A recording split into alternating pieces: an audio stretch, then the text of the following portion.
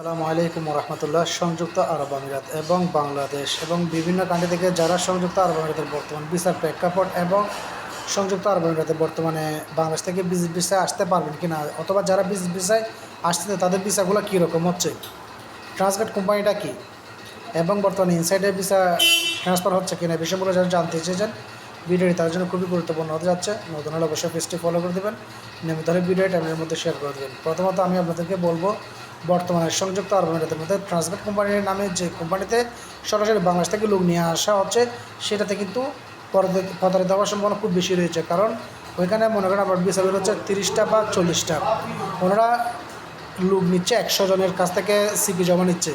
তো 2-3 জন 4-5 জন বের করে ওনারা একটা বিশ্বাস লাগিয়ে বলতেছে কি ভিসা বের হচ্ছে, এরকম বলে 100 জনের কাছ থেকে টাকা নিচ্ছে, পরবর্তী ভিসা দিচ্ছে কয়জনকে, 30 জন বা 40 জনকে।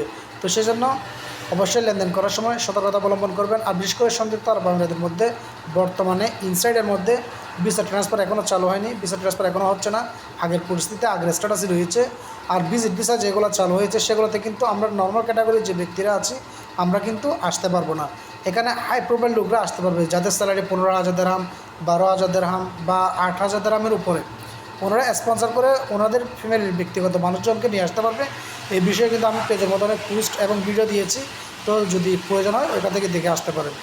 আর বর্তমানে যেটা বলছেন আপনারা ফাইন মাপ হচ্ছে দুবাইতে বা আবুধাবিতে, ফাইন মাপ হচ্ছে কিনা আপনারা জানেন, সংযুক্ত আরব আমিরাতের মধ্যে শুধুমাত্র দুবাই স্টেটের মধ্যে 4,000 দিরহামের উপরে যদি ফাইন থাকতো সেটা মাপ করার জন্য একটা আবেদন করা যেত।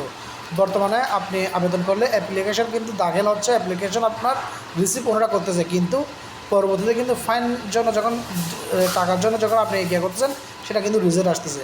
তো সেটা কী জন্য হচ্ছে সেটা এখনও কেউ বলতে পারতেছে না।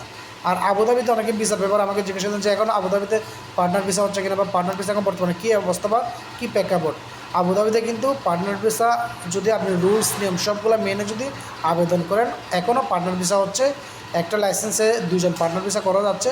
তবে আমি বলবো অবশ্যই আপনারা যদি এই ভিসা সংক্রান্ত কাজ করেন, এমন ট্রাভেল এজেন্সি বা এবং টাইপিং সেন্টারগুলোর সাথে আপনারা লেনদেন করবেন যেগুলো বিশ্বাসযোগ্য এবং বিশ্বসতার সাথে কাজ করে আসতেছে। এই অলিগলি এখন বর্তমানে অ্যাভেলেবল ট্রাভেল এজেন্সি হয়ে গেছে, তো আপনি যেখানে সেখানে যদি কাজ করেন প্রতারিত হওয়ার সম্ভাবনা খুব বেশি রয়েছে। তো সেজন্য জেনে শুনে বুঝে তারপর লেনদেন করবেন। আর আবুধাবিতে কিন্তু বর্তমানে পার্টনার ভিসা প্রচুর পরিমাণে রিজেক্ট আসতেছে, সেটা কী জন্য হচ্ছে সেটা কেউ বলতে পারতেছে না, কিন্তু যারা নিয়ম মেনে সঠিক নিয়মে আবেদন করতেছে তাদেরগুলো কিন্তু ভিসা উঠতেছে। আশা করি আমার কথা বুঝতে পারছেন। তারপরে যদি না বোঝেন কমেন্ট বক্সে কমেন্ট করবেন, ইনশাল্লাহ আমার সাধ্য অনুযায়ী আমি আপনাদেরকে উত্তর দেওয়ার চেষ্টা করব। আর গতকালকে লাইভ ডিলেট হয়ে যাওয়ার জন্য আমি আন্তরিকভাবে দুঃখিত। আর এটাই হচ্ছে সর্বশেষ আপডেট। আসসালামু আলাইকুম রহমতুল্লাহ।